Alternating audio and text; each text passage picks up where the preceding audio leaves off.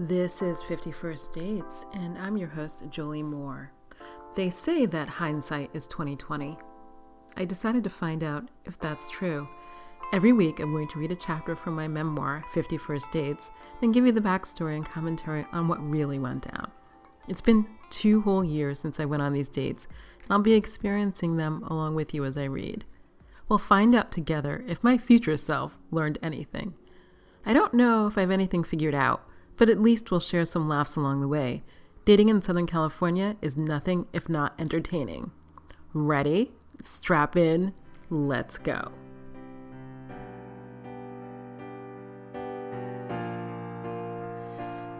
Hey, this is Jolie Moore. How are you?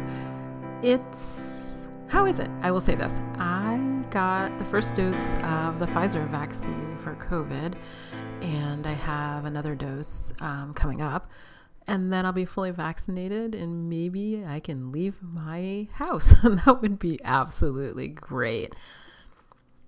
It has been interesting. I think, I'm actually going to say this out loud, that perhaps I am not ready for a relationship. Somebody asked me last week, like a full up just ask. I was complaining about some guy, and she was like, I hear you complaining about this guy and his behavior is not stellar, but what about you? Are you ready for a relationship?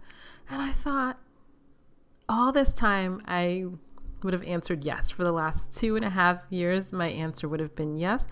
But now I think it's possible that the answer is no. It just seems overwhelming. I've been reading a lot, and I was reading this one article about emotional unavailability, and the author suggested that, okay, so when we're born, we have like a huge capacity for love, and we've not been betrayed, and nothing's ever gone bad because, babies. But eventually, or often for many of us, some kind of trauma arises, whether it's like parents or a broken heart or something that makes you think, oh, I opened myself up, but look what happens when you do. And some of us sort of shut down. And he was saying that, so let's say your capacity, I don't know, let's say at birth is like 10, and then some trauma happens, and then maybe your capacity is 5, maybe your capacity is 4, maybe that's all you can do, and you limit your capacity to open yourself up to relationship, love, whatever. And I think that that's true. I mean, I have about 10 options for like what could have been the cause. That's what therapy's for. But one of the things that I consciously made a decision, I had this boyfriend in college, whom I adored or I loved. And it was like the first time I fell in love. Not a great boyfriend, but what do you expect at 17? And I broke up with him. Who knows why? I'd have to think about it in a little more detail. But I was wrecked. I mean, like devastated. Like I had to take to my bed for months. Like I couldn't even function after I broke up. And I remember thinking after that, well, that was awful. My heart was broken. I'm never going to do that again. And I was talking to somebody about why I got married, and I didn't answer them then. I just said, to be honest, I gave a glib answer, which was health insurance, which is, in America, a fairly reasonable sort of answer.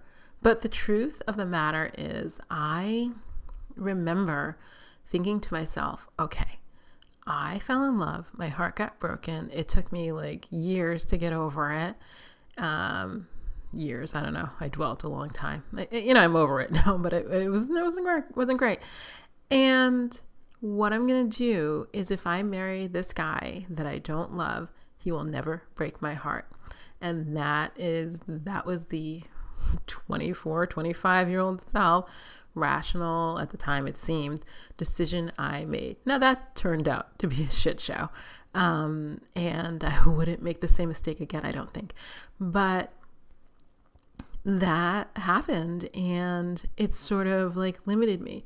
So as I sort of move forward in relationship, to be frank, one of the guys in this book that I should not be seeing, I'm still seeing. And but he has a limited capacity for relationship. I don't know how many times he has to say it. But one of the things is I sort of look at that and I think, okay, so I know why I have a limited capacity, but I'm starting to look at other people and I go, oh, you have a limited capacity too, because why? It doesn't matter why. Because if they're not going to fix it or go to therapy or journal or whatever they need to work it out, the why is not the issue. It's the what. And I don't think I want to be that person, but I will admit right now that the capacity is probably pretty limited, and I don't know how to change that. It's a thing I'm thinking about, but in the meantime, I'm getting COVID vaccines and, writing books and moving through life. But the clarity, sometimes life gives you clarity, and it's not always welcome. It's not always delightful. I'm like, well, I have the clarity now. And the question is, what am I going to do with it? And as of right now, I don't know. But with more people being vaccinated and the world opening up again, in theory, excuses for dating are falling by the wayside. And I have to decide what if I can be a person who's open again.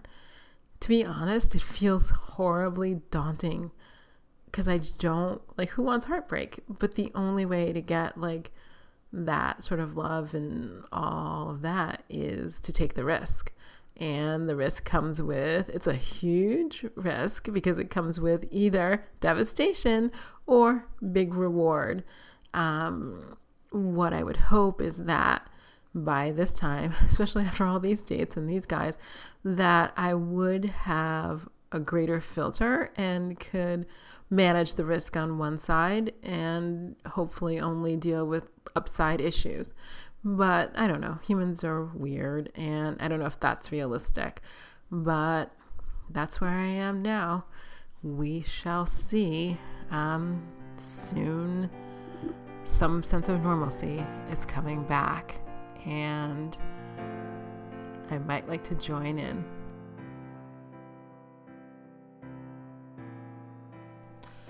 Chapter 22, Mr. Music, May 5.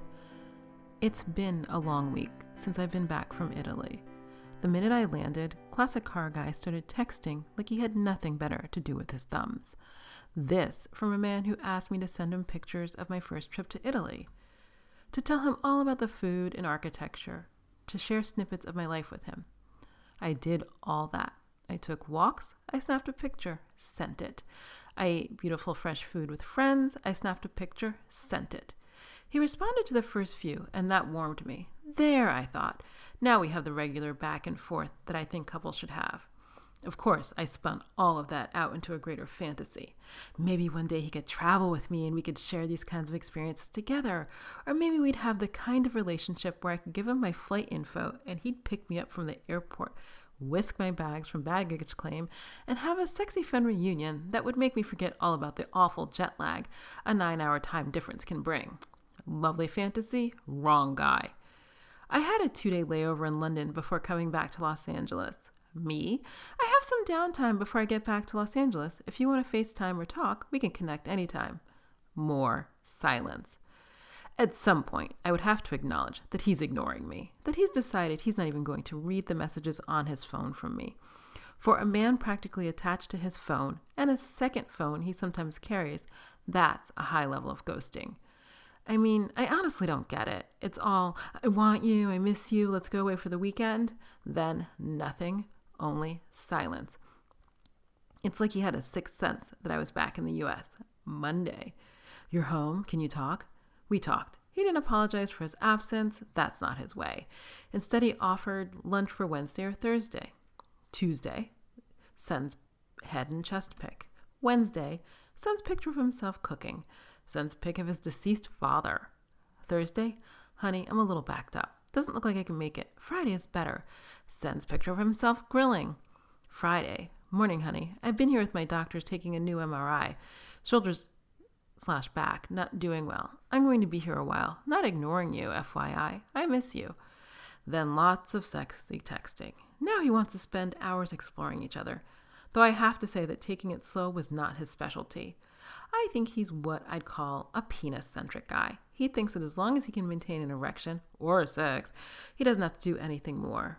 Even though he claimed that weekends were hard, he couldn't see me when I got back and offered up weekdays. That weekend, I was with my son while my ex went away to Paris. So all that buildup, all that sexting, then radio silence. I liked him a lot. He was cute. And I was going to say nice and considerate, but I wasn't sure if that was true. I think he was those things in person. But talking about making plans, the never making good on those plans, probably canceled out the nice and considerate part of the equation. That left me with really freaking sexy. That was a trait I liked. It would have been better on a friends with benefits relationship and not on a guy who claimed to want a real relationship but was doing nothing to start, maintain, or grow one. Because I wanted that and wasn't getting it from him. I was 90% sure I was going to break up with him when I finally saw him and gave him his souvenirs from Italy. I couldn't count on not being able to see him to tell him I didn't want to see him anymore. Oh, the irony. I was halfway between taking the clothes I bought for him back to Europe with me and returning them or keeping them for myself. If I heard from him, I guessed I'd ask for his address. Probably said something that I didn't have it. Then send the stuff on along with some of the stuff he left at my apartment. Back on the dating market I went, not that I'd ever really gone off. This week was Mr. Music. I'd actually connected with Mr. Music before I left for Italy back at the beginning of April. You know how it went. His picture on Tinder was cute. He had long curly hair. He played music. I swear, if Tinder had a filter for that, I could save a shit ton of time swiping left on all the doctors, lawyers, and accountants in their pinstripe suits holding bottles of champagne, glasses of scotch, or the bonnets of their $100,000 cars. Mr. Music, hi, Jolie. This is me, Mr. Music. Me, good morning. Mr. Music, good morning, beautiful. Okay, he was going to be one of those, the kind who thought that paying me compliments would get me into bed. It had worked for Classic Car Guy. Thunderbolt hadn't even tried. Both approaches could be equally successful. I was easy. Either way, I hadn't been able to meet up with Mr. Music in person before I went to Italy. I think we hadn't gotten together because he'd had his daughter at home for a couple of weeks. I'd had my sick kid home on another weekend, and probably Classic Car Guy. I'd probably give it a definite date for the possibility of Classic Car Guy. I wasn't doing that anymore. So when Classic Car Guy was texting me daily about his custody problems and the many solutions he was spinning out in his head to solve them, I was making plans on Saturday. Mr. Music, Jolie, are you in LA yet? Me, I'm here, almost over jet lag as well. I've had my kid since I've landed. He's back with his dad this weekend, however. Mr. Music, really? Do you have some time on Sunday to meet? What part of LA are you in? Me, Sunday would be great. I'm in West Hollywood. Where are you? Mr. Music, near Sepulveda in Washington. How about we meet at the farmer's market? The farmer's market in Los Angeles is on the corner of Fairfax Avenue and 3rd Street. It used to be just that, a market where one could buy fresh produce. It's also adjacent to CBS Studios. They tape The Price is Right there, among other live shows. On any given day, the contestants are lined up outside. They're easy to spot with their custom printed t-shirts. Since I moved to Los Angeles, a large mall had been built next to the farmer's market, The Grove. It's your typical Los Angeles mall, boring on the outside, looks like Disneyland on the inside, has a bunch of the usual chain stores. From West Hollywood, I can get there on foot. So on the whole, it's not a bad place to meet. There are tons of restaurants and places where people can enjoy coffee. Every month, a group of romance author friends gets together and does a Zoom hangout online. It's a way to keep up with industry stuff and not get too isolated. I have a job where it's easy not to talk to people for hours or days at a time. Unlike most Sundays, which are for yoga, on this one, I got up, pulled myself together, and put on a cute sweater, dress, tights, and ankle boots. Then I texted Mr. Music to make sure he'd show up. I hadn't been stood up yet, but neither had I met a great planner. Me, I have a 90-minute conference call this morning ending at 11:30 that I'm prepping for. Let me know where you'd like to meet, and I'll be walking out the door the minute the call is done. I was tired of figuring out where to meet, who to meet, when to meet, what to do. I decided that a guy should put in more effort than driving. Mr. Music, cool, see you soon. Me, my meeting just finished. On my way over, where do you want to meet? Mr. Music, I'm down the street right now in traffic, not too far away. As soon as I'll park, I'll start walking toward the farmer's market. Mr. Music, 3 blocks away. Mr. Music, parking. You see what's missing here? A plan. If I'm so lovely and gorgeous and beautiful according to them, you'd think they'd try to put in some effort. I wasn't thinking I'd come across that guy yet. One willing to put in any work other than driving. Me, I'm here. Mr. Music, me too. I'm at the Coffee Bean. It's on the north side. Me, I'm not sure I knew there was a Coffee Bean here. More logistics texting ensued as I weaved my way through lots of stores. But there it was, a coffee shop on the corner near the farmer's market entrance. I walked in, introduced myself, fully expecting him to offer to buy me a cup of coffee. Nope. Instead, he offered to sit at one of the hundreds of outside picnic tables at the market where patrons hang out eating food from one of the many establishments. I'm not going to say it was a case of bait and switch. I'll merely say the pictures he posted were from another decade entirely. He was at least 15 years older and a lot heavier than his pictures. If these were his make an effort clothes, I'd hate to know what his lay around and not make an effort clothes looked like. He was in a faded band t-shirt, I've forgotten the band, jeans, sneakers. In my cute dress, styled hair, and those black leather ankle boots, I felt overdressed, like I was trying hard and he wasn't trying at all. Without water or coffee or tea, I sat at the farmer's market and asked him questions about himself. His daughter was 16. They were going car shopping the next weekend. He was an audio engineer. Long story short, when singers, bands, and musicians were recording music, he was in charge of recording and mixing. I think that all that added up to making sure it sounded good. On the side, he'd recently taken on fixing the sound on podcasts as well. He also made his own music, though he didn't offer up any samples. Instead, he talked about his divorce and the moves he made between Los Angeles and Massachusetts as he tried and failed to save his marriage and family. I stayed for maybe 2 hours. I'll spare you the rest of the conversation because it wasn't that interesting. Although he did give me a link on YouTube my son did enjoy that was a spoof of the Power Rangers. So there's that. When I let him hug me goodbye, he seemed like he was sad to see me go. I was glad to leave, to get some to-go sushi for lunch at the health food store in the corner, and catch up with a friend by phone on the walk home. A couple of days later, I received a text. Mixed Music. Hello, Julie. I must say you're even prettier in person than your photos. Yep, heard that one before. I still maintain that the photos are pretty good. If I'm a pleasant surprise, I won't change them. For a moment, I thought about responding, but I put as much effort into my response as he put into planning a date, which was none.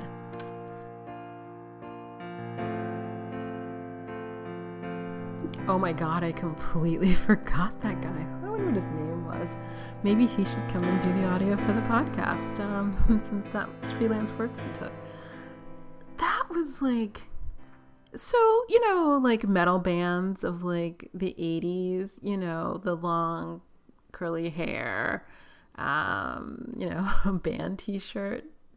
I don't even know if he changed it. He had sweatpants, but they were like not well fitting. And so in addition to being like a decade older, I don't know, maybe he was like 50 pounds heavier than the picture. I can't even say this out loud because I feel so guilty saying it. But he had that thing that I haven't seen since I was a kid. And it's not really that popular in LA, but in Massachusetts or like, Connecticut or New York. Yeah. He had like a beer belly. I haven't seen that in so long, like stick legs and like a huge belly. I forget. I think there's some Dr. Oz show where that's like an indication of like, imminent death or something. So I have these dresses. I actually like them. I don't normally wear dresses. But I bought these sweater dresses, probably at Old Navy for like $10, and tights and ankle boots. And it's sort of like easy to wear, but makes me feel like I'm making an attempt to dress up. And I did do my hair. I washed it and everything. But he made like zero effort. Like he was like, well, I'm driving from, so Washington and Sepulveda is probably Culver City, I think. So he's like, I'm driving from Culver City, which is, I don't know, with traffic, could be 30 minutes. Depends on how you do it. And I was like, okay, so he got into a car and, drove over to the farmer's market, but he wasn't on time. He had no plan. I sat there for 2 hours. People were eating, and I was thinking, oh, I should get myself some water, but then I have to get up and stand online and do the whole thing. And I was like, you know what, I'll just go home. I'll just go home and I'll talk to a friend who's actually a romance author, and we'll just gab about the Zoom session that went on previously, and just hang out. I think I came home and I worked on a book or something. It's just so much low effort dating. Like, he texted, I think, this guy for like 2 or 3 weeks. He's like, what are you doing? Are you in Italy? And I think I texted him from Italy, and he's like, that's great. And I was like, I'm having a great time here. What are you doing? And it's just like, I didn't want to hear about his ex. I'm so tired of people's exes. Oh my God. So many exes, so many bad marriages. I feel for you, but it's not a topic I want to talk about. I already have one, and I don't even want to talk about that one. Like, I could have had a bottle of water or maybe a coffee or something, sitting at like a green picnic table. They have these green folding chairs in the farmer's market that are not comfortable, and like I think like little metal tables, and just nothing. But it was really interesting to watch people order food and hang out and do stuff. I don't spend that much time there. I used to, like maybe 20 years ago, but not so much now. When I was in my 20s and had that kind of time. And it's just like so low effort. Classic car guy, nothing. This guy, nothing. And I think about all these men that you like hear about, like, well, people talk about incel, but not quite that crazy. Who are like alone. And I think, but you're alone because you're not even trying. Like, you could like get up, wash your hair, put on some clothes, and make a plan. And that may go a long way. And also not spend all this time talking about your ex. It was just sort of fascinating. And I'm like, what is your plan? Like, what do you think you're gonna, like, what is your plan? Like, you want a relationship, but then what are you putting into even dating that's going to get your relationship? Because this is like going on a first date. This is the top of his game. I can't imagine where you go from band t-shirt and like, sloppy jeans.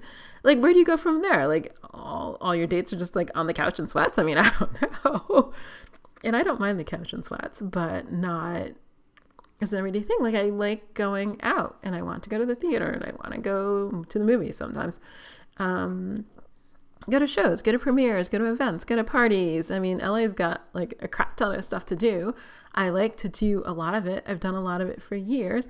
And all I'm looking for is like a companion to do some of that stuff with. It's like a low bar. I feel like I don't have like a particularly high bar to clear. And these guys are not even trying. So I did not see him again, obviously. I don't... Honestly, that's like the lowest effort date I've ever seen in like my life. I may have stayed longer if I'd had a glass of water. That's all I'm saying. A little water would have gone a long way. But hey, maybe he had to pay for parking. I think he parked at the Grove, which is like, relatively expensive. So the farmer's market's like $2. But you have to buy something to get a validation. He didn't do that. But the Grove is maybe $10. So maybe he put out a good $10 on that date and an hour of driving. And his effort was duly rewarded.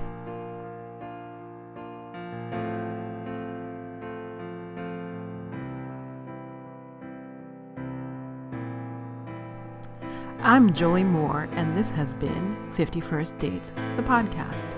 If you enjoyed listening, I hope you'll share, rate, and review it on Apple Podcasts. It will help others find the craziness that is dating in Southern California. Also, please hit the subscribe button on your podcast app. If you'd like to read ahead, my memoir, 51st Dates, is available wherever books are sold. A link is always included in the show notes. I'm also a romance writer. If you want to know more about my books, please visit joliemoore.com for more information. You can also follow me on Instagram at xojoliemoore and on all social media at the same handle, xojoliemoore. Thanks for listening, and I'll be in your ears next week.